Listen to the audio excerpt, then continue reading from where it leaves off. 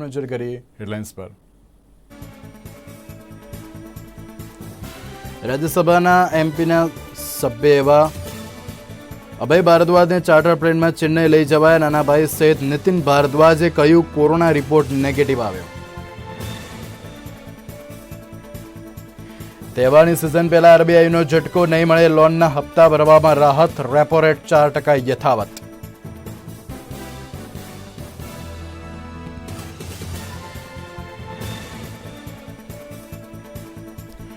ગુજરાતમાં આ વર્ષે ગરબા નહીં થાય, સરકારની ગાઈડલાઇન્સ આવી સામે। નવરાત્રી, દશેરા, દુર્ગા પૂજા અને દિવાળીના તહેવારોની ઉજવણી પર પ્રતિબંધ।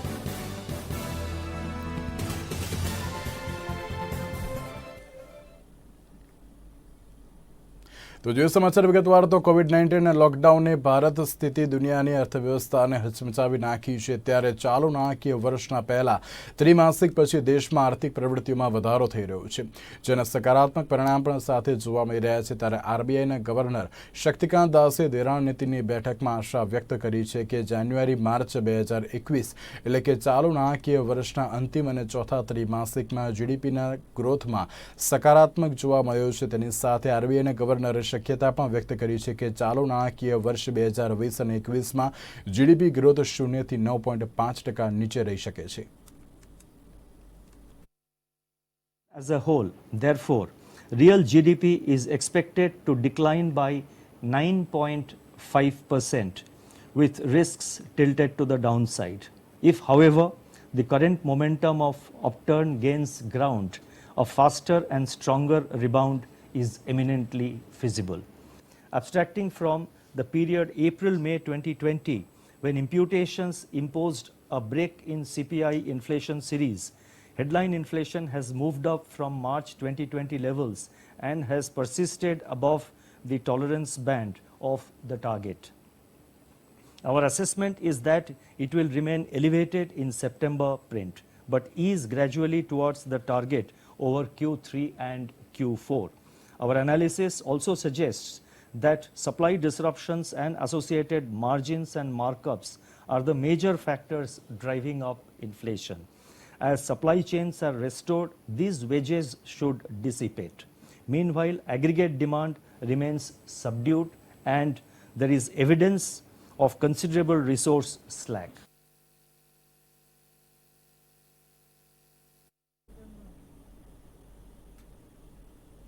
અતિવૃષ્ટિના લીધે ખેડૂતોને મા મહેનત પકવેલો પાક સાવ નિષ્ફળ જતા ખેડૂતોએ મગફળીને સળગાવી દીધી હતી।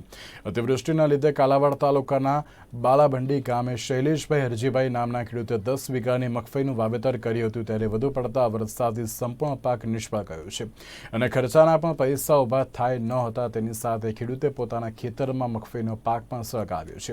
જે ખેડૂતોએ મગફળીનું વાવેતર કરેલ છે તેમાં 7 થી 8 હજાર રૂપિયાનો ખર્ચ કરવામાં આવ્યો છે। તેની સામે સરકાર માત્ર 1500 રૂપિયા આપીને ખેડૂતોની મજાક કરતી હોય તેવું લાગી રહ્યું છે। ત્યારે તાલુકાના જે ખેડૂતોનો સંપર્ક અને તેની સાથે સંપૂર્ણ નુકસાન થયું છે તેનું વ્યક્તિગત સર્વે કરીને અને તાત્કાલિક પૂરેપૂરું વળતર આપવા માટેની પણ માંગ કરી છે। અમે આવ્યા છીએ ત્યાં 10 વીઘાની મગફળી શૈલેષભાઈ નામના ખેડૂતે વાવી હતી। અતિવૃષ્ટિના કારણે સંપૂર્ણ પાક ફેલ ગયેલ છે। જે આપણે અત્યારે જોઈ શકીએ છીએ કે આખા જે 10 વીઘાનો માલ જે પાથરા કરેલા હતા એને ખેડૂતો બધા ભેગા થઈ અને સળગાવી રહ્યા છે, કારણ કે એની ઉપર ખર્ચો એટલો લાગેલ છે। વીઘે 8,000નો ખર્ચો કર્યો છે અને ખર્ચાના પણ પૈસા થતા ન હોવાના કારણે ખેડૂતોએ કંટાળી અને મગફળીને સળગાવી દેવામાં આવી છે। જ્યારે આપણે વાત કરીએ તો શૈલેષભાઈ તો અમુક ટકા કેપેસિટી ધરાવતા હશે, પરંતુ એની સાથે જે ભાગિયા કામ કરતા હોય એને તો આખું વરસ ફેલ ગયું હોય એવું અત્યારે દેખાઈ રહ્યું છે। સરકાર તરફથી જે અતિવૃષ્ટિના કારણે સહાય મળવી જોઈએ એ સહાયનો પણ આંકડો ઓછો છે। હેક્ટરે 10,000 રૂપિયા એટલે મામૂલી સહાય કહેવાય।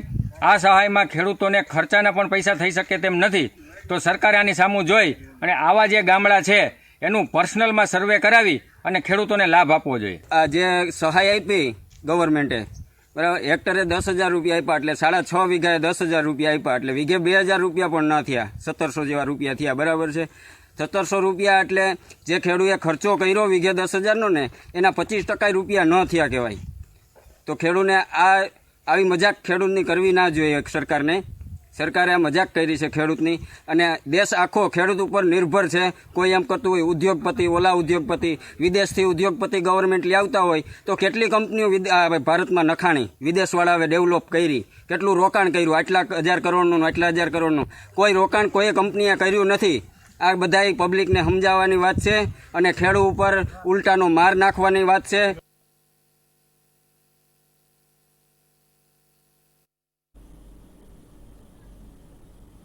અમદાવાદ શહેરમાં ગેરકાયદેસર બાંધકામ દૂર કરવાની કામગીરી અમદાવાદ મ્યુનિસિપલ કોર્પોરેશન દ્વારા કરવામાં આવી રહી છે.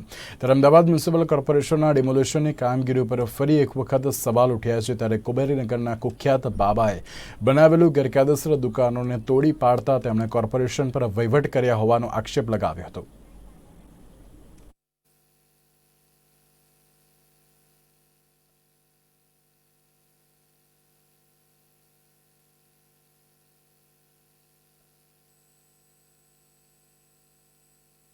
नहीं मिला है कोई भी, और ये 3 साल पहले की बनी हुई है. जब उनको तोड़ना ही था तो पहले तोड़ना था. उस 3 साल के अंदर कम से कम 200 स्कीमें नवी कुबेर नगर जीवड़ के अंदर बनी है, जो सब टोटली ऐसे सुनने में आ रहा है जो वहीवट देके काम हो रहा है. और इन्होंने वहीवट लेके काम किया, किसी की भी एक ईंट नहीं टूटी है. और हमारे यहाँ 3 साल के बाद पूरी स्कीम तोड़ने आएगी. जब नवा बना था तब नोटिस थी, 1-2 उसके बाद हम कॉर्पोरेशन में होकर आए थे, और जो भी वहीवट था वो सब हमने किया था उस टाइम. उसके बाद आज की कोई नोटिस नहीं है, कोई हमारे पास नोटिस आई नहीं है, और ये अचानक सुबह तोड़ने के लिए आ गए. हाँ बिल्कुल वहीवट दिया है, जो बनाने वाले थे उनको दिया, उन्होंने ऑफिसरों के नाम से लिया है. अभी हम तो ऑफिसर के पास जाते नहीं है, जिन्होंने बनाया उनको मालूम.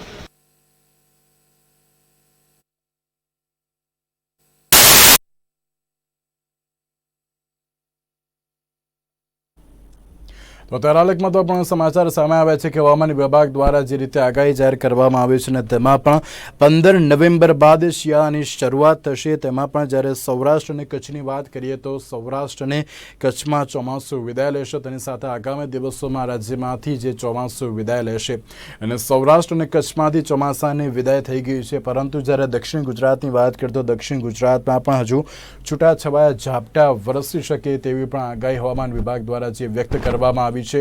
અને તેની સાથે જ્યારે ઉત્તર અને મધ્ય ગુજરાતની વાત કરવામાં આવે તો તેમાં પણ જે રીતે વરસાદે વિદાય તો લઈ લીધી છે, પરંતુ જ્યારે દક્ષિણ ગુજરાતની વાત કરીએ તો દક્ષિણ ગુજરાતમાં જે પ્રમાણે હજુ પણ વરસાદ વરસી શકે છે તેવી આગાહી હવામાન વિભાગ દ્વારા જે વ્યક્ત કરવામાં આવી હતી. અને તેની સાથે આંદામાન નિકોબાર જે લો પ્રેશર સર્જાયું હતું અને તે પણ ક્યાંક અત્યારે સક્રિય ન થયું હોય તેવું લાગી રહ્યું છે. ड्राई रहेगा, बट डे 1 दैट इज आज एक्सट्रीम साउथ गुजरात में थोड़ा जैसे मान लो दमन दादरा नगर हवेली वलसाड डांग इसमें लाइट रेनफॉल होने का संभावना है. बाकी सब ड्राई रहेगा. अगले 5 दिन में यही स्थिति रहेगी. सर विंटर भी शुरू होने वाला है. विंटर कब शुरू होगा लेकिन और टेम्परेचर भी कितना रहेगा? मेनली जैसे आप देखेंगे कि मेनली अभी स्काई क्लियर हो गया. मानसून सीजन में क्या होता है, स्काई पूरा क्लाउडी रहता है, इसीलिए मैक्सिमम टेम्परेचर कम हो जाता है 32-33 डिग्री सेल्सियस. अभी स्काई क्लियर हो जाने से आप देखेंगे खास करके अगर अहमदाबाद में देखा जाए तो maximum temperature is reaching around 37-38 degree Celsius है ना. तो मैक्सिमम टेम्परेचर बढ़ जाएगा, बढ़ भी रहा है, एंड मिनिमम टेम्परेचर भी घट जाएगा. एंड आप देखेंगे अभी काफ़ी रिलेटिव ह्यूमिडिटी काफ़ी कम हो रहा है. ओके मतलब जो एनवायरनमेंट में जो एटमॉस्फेयर में जो मॉइस्चर है उसका बहुत कमी हो रहा है, तो जो जायज़ भी है. तो मतलब बहुत ड्राई होने लगा, इसीलिए मैक्सिमम टेम्परेचर बढ़ेगा, मिनिमम टेम्परेचर घट जाएगा. एंड रियल जो विंटर का फील आपको 15 नवंबर के ऑनवर्ड्स होगा.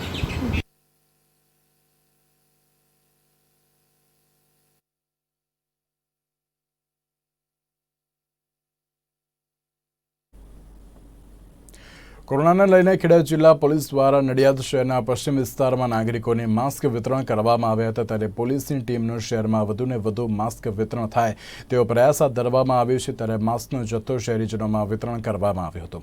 આ રીતે પોલીસ ટીમે માસ્ક પહેર્યા વિના નીકળેલા નાગરિકોને માસ્ક પહેરાવીને જવાબદારીનું ભાન કરાવ્યું હતું.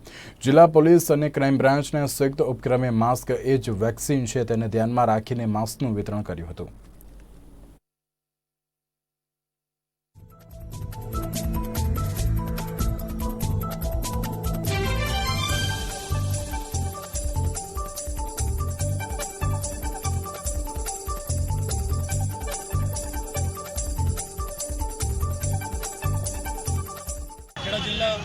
પોલીસ દ્વારા હાલના સમયમાં જે મહારો કોવિડ-19નો દિન પ્રતિદિન વધતો રહ્યો છે ત્યારે કોઈ વેક્સિનની શોધ ન થાય ત્યાં સુધી માસ્ક એ જ વેક્સિન છે અને માસ્ક એ જ કોરોના કવચ છે, જે અનુસંધાને લોક ભાગીદારીથી કુલ 50,000 માસ્ક વિતરણનું આજે ખેડા જિલ્લા પોલીસ દ્વારા આયોજન કરવામાં આવેલું છે.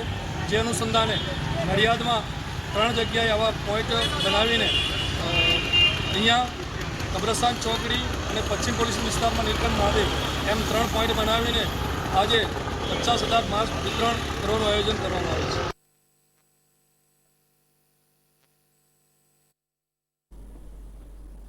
ગામોના વિકાસની સરકારની સુફિયાણી વાતો અંતરિયાળ ગામના વિકાસ પરથી જોવા મળી રહી હોય છે. ગુજરાતના આ ગામમાં વિકાસ ગાંડો નથી થયો પણ ખોવાયો છે, જે ગામની દુર્દશા જોઈને ખ્યાલ આવે છે. છોટાઉદેપુરનું આંબખૂટ ગામ કે જ્યાં વિકાસના અભાવને લઈને ગામના લોકોએ આગામી સ્થાનિક સ્વરાજની ચૂંટણીનો બહિષ્કાર કરવાનો નિર્ણય લીધો છે. ગુજરાતના ગામોના વિકાસની અસર છોટાઉદેપુરના આમખુટ ગામ સુધી પહોંચી છે. ગામના લોકો સરકારી અને પ્રાથમિક સુવિધાઓને લઈને વલખા મારી રહ્યા છે.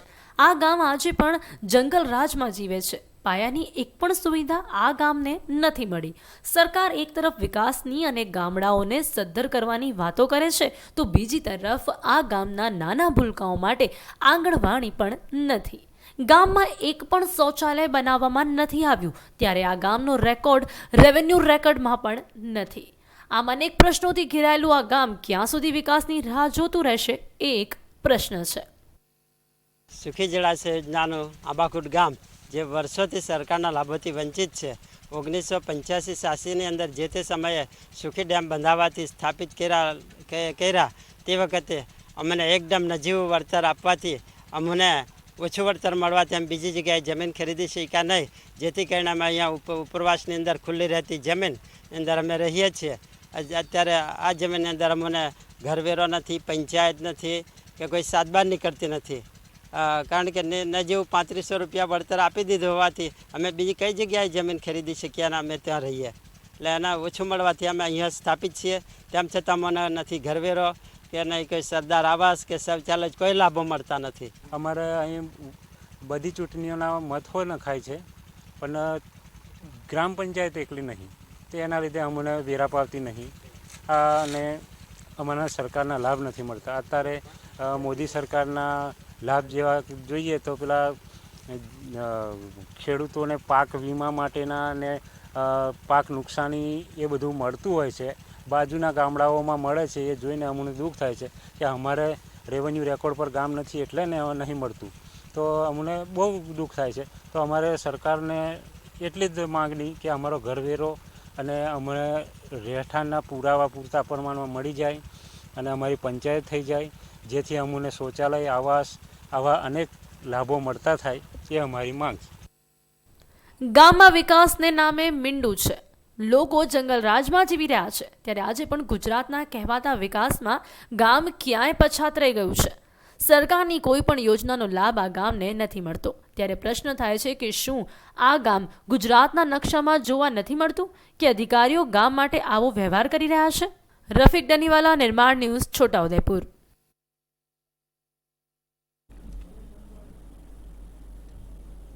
તો એક બાજુ નવરાત્રિને લઈને ગુજરાત સરકાર દ્વારા મહત્વનું નિવેદન આપવામાં આવ્યું હતું કે આ વખતે સમગ્ર ગુજરાતમાં નવરાત્રિ નહીં થાય, પરંતુ જ્યારે વાત કરીએ બોટાદના ગઢડાની તો તેમાં પણ ભારતીય જનતા પાર્ટી કાર્યાલયના ઉદ્ઘાટન માહોલમાં અત્યારે હાલ ભારતીય જનતા પાર્ટીના 1000 કરતાં વધારે કાર્યકર્તાઓ ત્યાં ઉપસ્થિત જોવા મળ્યા હતા. એક બાજુ નવરાત્રિને લઈને 200 માણસની પણ જે પરમિશન આપી ન હતી, જે ગુજરાત સરકાર અને તે જ ગુજરાત સરકારના એટલે કે ભારતીય જનતા પાર્ટીના જે ઉદ્ઘાટન પ્રસંગમાં 1000 કરતાં વધારે કાર્યકર્તાઓ ઉપસ્થિત હતા અને તે પણ ટોળામાં. બીજી બાજુ જ્યારે નવરાત્રિને લઈને પ્રસાદ વિતરણની પણ ના પાડવામાં આવી હતી, સ્પીકર વગાડવાની જે હા પાડી હતી, તેવી ઘણી બધી અસમંજસની પરિસ્થિતિ હતી. પરંતુ જ્યારે ગઢડા ભારતીય જનતા પાર્ટીના કાર્યાલયની વાત કરવામાં આવે તો ત્યાં ભોજન સમારંભની જે શરૂઆત કરી હતી ભારતીય જનતા પાર્ટીના કાર્યકર્તાઓએ, એક બાજુ કોરોનાની જે ગાઈડલાઇન છે તેનું પાલન દરેક પ્રજાએ કરવું જોઈએ તેવું કહેવામાં આવતું હોય છે, પરંતુ ભારતીય જનતા પાર્ટીના નેતા હોય કે પછી કાર્યકર્તા હોય તેમના દ્વારા કોઈ પણ ગાઈડલાઇનનું અત્યારે હાલ પાલન ન થતું હોય, સોશિયલ ડિસ્ટન્સના ધજાગરા જોવા મળતા હોય છે અને તેની સાથે કાર્યકર્તાઓ પણ અત્યારે હાલ ક્યાંક તેના જે સોશિયલ ડિસ્ટન્સના લીરા ઉડાડતા હોય તેવું સ્પષ્ટપણે દેખાઈ રહ્યું છે. એક બાજુ જ્યારે નવરાત્રિની વાત કરીએ તો નવરાત્રિમાં જે પ્રમાણે આરતી કરી અને સ્થાપના કરવામાં આવશે તેવું નિવેદન આપવામાં આવ્યું હતું, પરંતુ અત્યારે હાલની જે પ્રમાણેની પરિસ્થિતિ છે કે જ્યારે નવરાત્રિમાં અત્યારે 200 માણસ કરતાં જે રીતે વધારે અત્યારે કોઈ પણ વ્યક્તિઓને જે મળવું ન જોઈએ તેના માટે પણ અત્યારે હાલ ગાઈડલાઇન બહાર પાડી છે, પરંતુ જ્યારે ભારતીય જનતા પાર્ટીની વાત કરીએ તમે સ્પષ્ટપણે જોઈ શકાય છે કે ભારતીય જનતા પાર્ટીના કાર્યકર્તાઓ અત્યારે ટોળામાં ઊભા રહીને ભોજનનો અત્યારે લાભ ઉઠાવતા હોય છે. નવરાત્રિ અને તેની સાથે દરેક પ્રકારની જે કેન્દ્ર સરકાર દ્વારા અને ગુજરાત સરકાર દ્વારા જે ગાઈડલાઇન બહાર પાડવામાં આવે છે તે માત્ર ને માત્ર ગુજરાતની પ્રજા માટે, ભારતીય જનતા પાર્ટીના નેતા અથવા તો કાર્યકર્તાઓ માટે નહીં તેવું આની પરથી સ્પષ્ટપણે લાગી રહ્યું છે. તો આ સાથે વધુ વિગત અમારા સંવાદદાતા કેતન સોની પાસેથી. જે કેતન, એક બાજુ જ્યારે નવરાત્રિ હોય કે પછી કેન્દ્ર સરકારની ગાઈડલાઇન હોય અને ગુજરાત સરકારની ગાઈડલાઇન તે માત્ર ને માત્ર ગુજરાતની પ્રજા માટે, ના કોઈ ભાજપના નેતા માટે, ના ભારતીય જનતા પાર્ટીના કોઈ કાર્યકર્તા માટે હોય તેવું લાગી રહ્યું છે. આ ભારતીય જનતા પાર્ટીના જે નવું બિલ્ડિંગ હતું તેના ઉદ્ઘાટન માટેના ચોક્કસ વાત કરીએ તો આજે કહી શકાય કે હાઈકોર્ટની જે કોરોનાની ગાઈડલાઇન જે છે એ કહી શકાય કે નેતાઓને લાગુ પડતી નથી એવું ચોક્કસ કહી શકાય. મોટા ભાગની રેલીઓ કે કાર્યક્રમોની અંદર સોશિયલ ડિસ્ટન્સના ધજાગરા છે એ વારંવાર ઉડતા નજરે પડી રહ્યા છે. હાઈકોર્ટની ટકોર હેઠળ કોઈ પ્રકારે પાલન કરવામાં આવતું નથી, એટલે કે ચોક્કસ આ નેતાઓ જે છે એ હાઈકોર્ટના પાલન નિર્દેશો છે તેનું અમલીકરણ નથી કરતા. આજે જો વાત કરીએ તો આજે 106 ગઢડા બેઠક છે જે પેટા ચૂંટણી યોજાનાર છે કે જ્યાં ભાજપ કાર્યાલયનું મધ્યસ્થ કાર્યાલયનું આજે ઓપનિંગ હતું કે જેની અંદર મંત્રી કુંવરજી બાવળિયા, વિભાવરીબેન દવે, ગોરધન ઝડફિયા આ સહિતના તમામ જે નેતાઓ હાલ ઉપસ્થિત હતા. આ છતાંય તે જે પ્રમાણે મોટી મોટી જાહેરાતો છે 2 ગજની દૂરી આવી કોઈ પણ વસ્તુ ત્યાં જોવા ન મળી હતી. આમ છતાંય નેતાઓ જે છે પોતાની એક જ વાત કહી રહ્યા છે કે અમે સોશિયલ ડિસ્ટન્સનું પાલન કરી રહ્યા છીએ અને કરતા રહીશું, પરંતુ તેમને હકીકત જે છે નજરે પડતી નથી કે આ જે લોકો બેઠા છે તેમાં 2 ગજની દૂરી કોઈ જગ્યાએ નથી. અને કહી શકાય કે જ્યારે હાલ કોરોના સંક્રમણથી ચરમસીમાએ છે, લોકોમાં સતત સંક્રમણ વધી રહ્યું છે, આવા સમયે આ ભાજપની ભૂલ જે છે એ આવનારા દિવસોની અંદર ખૂબ ભારે પડી શકે છે એવું ચોક્કસ કહી શકાય. કેતન, એક બાજુ જ્યારે કહી શકાય નવરાત્રિમાં માત્ર ને માત્ર આરતી અને સ્થાપના કરવાની જે ગાઈડલાઇન બહાર પાડવામાં આવી તેમાં કોઈ પ્રસાદનું વિતરણ પણ નહીં કરવામાં આવે, પરંતુ જ્યારે ભારતીય જનતા પાર્ટી કાર્યાલયનું જે ઉદ્ઘાટન છે તેમાં ભોજન સભાનમ સામે આવ્યો હતો.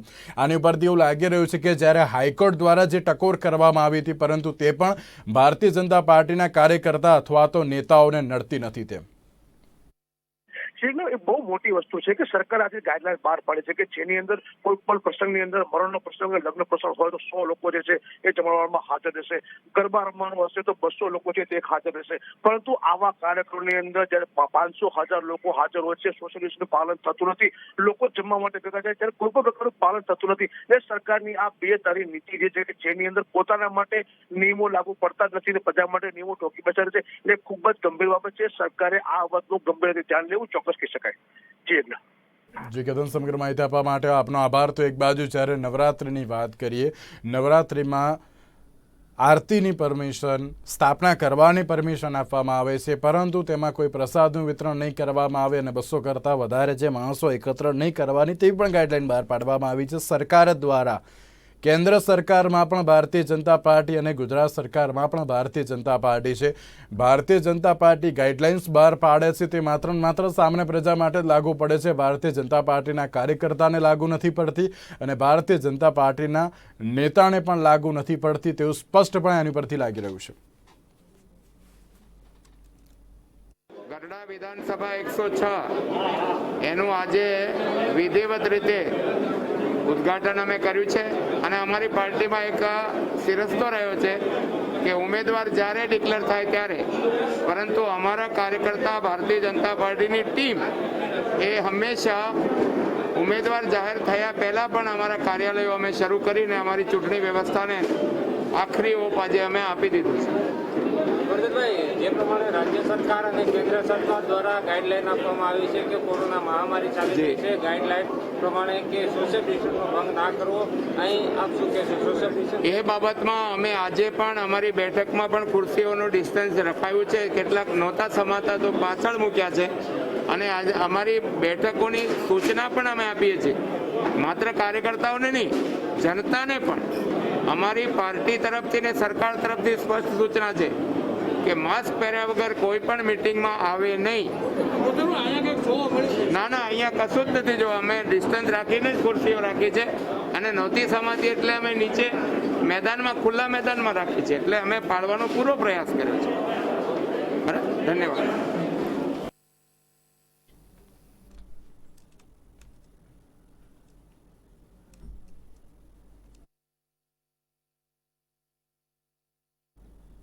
અમદાવાદ શહેરમાં ગેરકાયદેસર બાંધકામ દૂર કરવાની કામગીરી અમદાવાદ મ્યુનિસિપલ કોર્પોરેશન દ્વારા કરવામાં આવી રહી છે. ત્યારે અમદાવાદ મ્યુનિસિપલ કોર્પોરેશનના ડિમોલિશનની કામગીરી પર સવાલ ફરી એકવાર ઊભા થઈ રહ્યા છે. કુબેરનગરના કુખ્યાત બાબાએ બનાવેલું ગેરકાયદેસર દુકાનો તોડી પાડતા તેમણે કોર્પોરેશન પર વહીવટ કર્યા હોવાનો આક્ષેપ લગાવ્યો હતો. અમદાવાદમાં કેટલાક વિસ્તારમાં સરકારી જમીન પર બાંધવામાં આવેલા ગેરકાયદેસર બાંધકામોને તોડવાની કામગીરી ચાલી રહી છે. જે અંતર્ગત કુબેરનગર જી વોર્ડ વિસ્તારમાં સરકારી જમીન જે કલેક્ટર હસ્તક હતી તેમાં કુબેરનગરના કુખ્યાત બુટલેગર સુરજ કૃષ્ણાની ઉર્ફે બાબાએ ગેરકાયદેસર રીતે 16 જેટલી દુકાનો 3 વર્ષ પહેલા બાંધી દીધી હતી. આજે કોર્પોરેશનની ટીમે પોલીસના કાફલાને સાથે રાખીને દુકાનો તોડવાની કામગીરી હાથ ધરી હતી. જેને લઈને બુટલેગર બાબાએ 3 વર્ષ પહેલા કોર્પોરેશનમાં જઈને વહીવટ કરી બધી પતાવટ કરી દેવાનો આક્ષેપ કર્યો છે. કુખ્યાત બાબાએ આ વાત સ્વીકારી છે કે પૈસા આપીને મામલાની પતાવટ કરી દેવામાં આવી હતી. ત્યારે આવો સાંભળીએ તેમના જ મુખેથી. हमको आज तक अभी नोटिस नहीं मिला है कोई भी, और ये 3 साल पहले की बनी हुई है. जब उनको तोड़ना ही था तो पहले तोड़ना था. उस 3 साल के अंदर कम से कम 200 स्कीमें नवी कुबेरनगर जीवड़ के अंदर बनी है. जो सब टोटली ऐसे सुनने में आ रहा है जो वहीवट देके काम हो रहा है, और इन्होंने वहीवट लेके काम किया. किसी की भी एक ईंट नहीं टूटी है, और हमारे यहाँ 3 साल के बाद पूरी स्कीम तोड़ने आएगी. जब नवा बना था तब नोटिस थी. 1-2 उसके बाद हम कॉर्पोरेशन में होकर आए थे, और जो भी वहीवट था वो सब हमने किया था उस टाइम. उसके बाद आज की कोई नोटिस नहीं है, कोई हमारे पास नोटिस आई नहीं है, और ये अचानक सुबह तोड़ने के लिए आ गए. हाँ, बिल्कुल वहीवट दिया है. जो बनाने वाले थे उनको दिया, उन्होंने ऑफिसरों के नाम से लिया है. अभी हम तो ऑफिसर के पास जाते नहीं है, जिन्होंने बनाया उनको मालूम. બુટલેગર સુરજ કૃષ્ણાની ઉર્ફે બુટલેગર બાબાના જણાવ્યા અનુસાર તેમને દબાણ હટાવવા મામલે કોઈ નોટિસ મળી ન હતી. કુખ્યાત બુટલેગર બાબાનું કહેવું છે કે તેની બિલ્ડિંગ 3 વર્ષ પહેલા બની છે. તે પછી કુબેરનગરમાં કોર્પોરેશનની રહેમ નજર હેઠળ ઘણી સ્કીમો બની ગઈ છે, જેમાં કોર્પોરેશને વહીવટ કર્યું છે, જેથી તેમની એક પણ ઈંટ તૂટી નથી. ત્યારે હવે કોર્પોરેશનની રેમ નજર વચ્ચે બાંધકામ કરવામાં આવેલી દુકાનો તોડવાની કામગીરી કરતા દબાણકર્તાઓ હવે ખુલ્લે આમ બોલી રહ્યા છે અને કોર્પોરેશનની પોલ ખોલી રહ્યા છે. ત્યારે આ મામલે આગળ શું કાર્યવાહી થાય છે તે તો હવે જોવાનું જ રહ્યું. બ્યુરો રિપોર્ટ, નિર્માણ news, Ahmedabad. Ahmedabad south India association એટલે કે એશિયાની ચૂંટણીને લઈને બે પક્ષો સામસામે આવી જતા માહોલ ગરમાયો છે. આશરે 3000 જેટલા મેમ્બર્સ ધરાવતા એજ્યુકેશન ગ્રુપમાં 50%થી વધુ સિનિયર સિટીઝન હોવાથી કોરોનાના કેર વચ્ચે એક પક્ષ ચૂંટણી યોજવા માંગે છે, જ્યારે અન્ય પક્ષ કોઈ પણ ભોગે ચૂંટણી યોજવાના મૂડમાં હોવાથી વિવાદ સર્જાયો છે.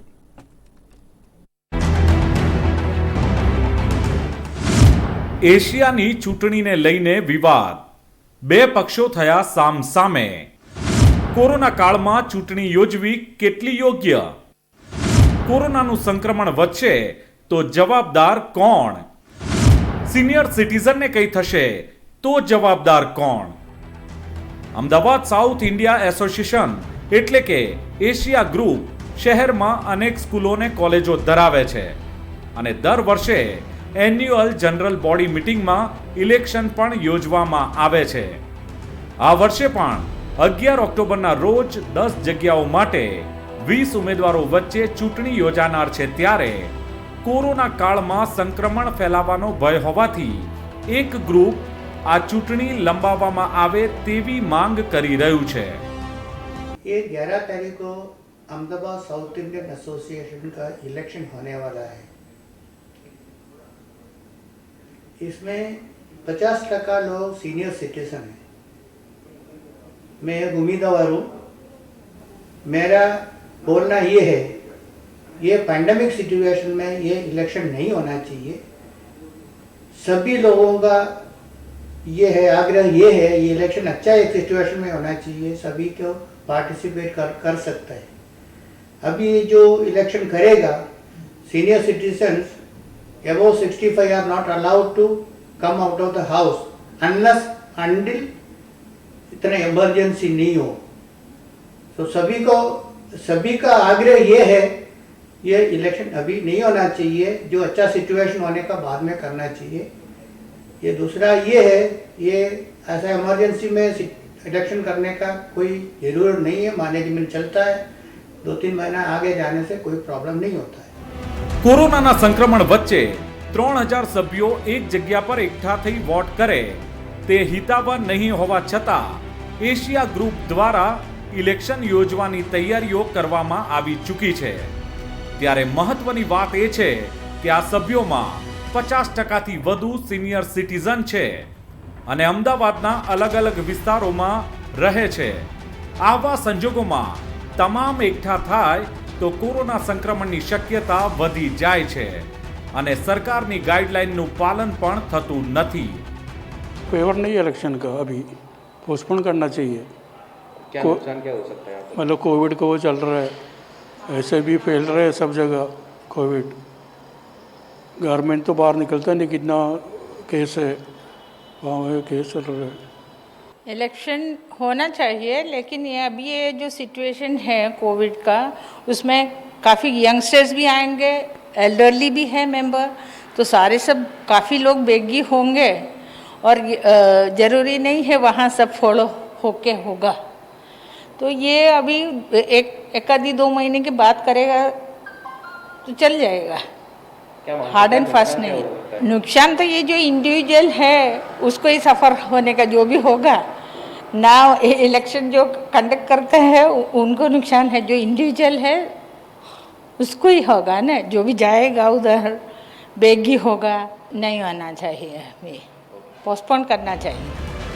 અમદાવાદમાં કોરોનાના આંકડા સતત વધી રહ્યા છે અને આવા સમયમાં અમદાવાદ સાઉથ ઇન્ડિયા એસોસિએશન એટલે કે એશિયા ગ્રુપ દ્વારા અમદાવાદના ડ્રાઇવિંગ રોડ પર આવેલ એશિયા સ્કૂલમાં જનરલ બોડી ઇલેક્શન યોજવા જઈ રહ્યું છે। ત્યારે 3000 લોકોની પરવા કર્યા વિના આ ઇલેક્શન યોજવું કેટલું હિતાવહ કહી શકાય અને જો કોઈ સંક્રમિત થશે તો જવાબદાર કોણ? કોરોનાની મહામારી વચ્ચે એસોસિએશનની જે ચૂંટણી છે તે કેટલી મહત્વની, આ એક મોટો સવાલ છે। અમદાવાદના ડ્રાઇવિંગ રોડ ખાતે આવેલી જે એશિયા સ્કૂલ છે, એશિયા એસોસિએશનનું જે ઇલેક્શન જે છે તે આગામી રવિવારના રોજ યોજાવા જઈ રહ્યું છે, પરંતુ તે અત્યારના સમયમાં કેટલું યોગ્ય, કારણ કે અહીંના જે મેમ્બરો છે તે 50%થી પણ વધારે જે છે તે સિનિયર સિટીઝન છે। જો સિનિયર સિટીઝનને કંઈ થાય, કોરોનાનું સંક્રમણ લાગે તો જવાબદારી કોની? અત્યારે હાલ આપ જે પ્રમાણે જોઈ રહ્યા છો, આ એશિયા સ્કૂલનું કેમ્પસ છે કે જ્યાં ઇલેક્શનની તૈયારી જે છે તે કરી દેવામાં આવી રહી છે। જે મંડપ છે તે બાંધવાની અત્યારે હાલ કામગીરી લોકો દ્વારા કરવામાં આવી રહી છે। સત્તાધીશોને પૂછવાનો પ્રયાસ કર્યો, પરંતુ તે પણ અત્યારે હાલ કંઈ બોલવા તૈયાર નથી। તો એક મહત્વની વાત કે કોરોના કાળમાં આ પ્રકારનું ઇલેક્શન કેટલું વ્યાજબી છે, કારણ કે 50%થી પણ વધારે જે લોકો છે તે સિનિયર સિટીઝન છે, તો તેમને સંક્રમણ ફેલાય તો સૌથી મોટી જવાબદારી કોની, તે અત્યારે હાલ સવાલ ઉપસ્થિત થઈ રહ્યો છે। કેમેરામેન મેહુલ સોલંકીની સાથે બિરેન જાદવ, અમદાવાદ। તો અત્યાર સુધીના સમાચાર, વધુ સમાચાર માટે આપ જોતા રહો નિર્માણ ન્યૂઝ। નમસ્કાર।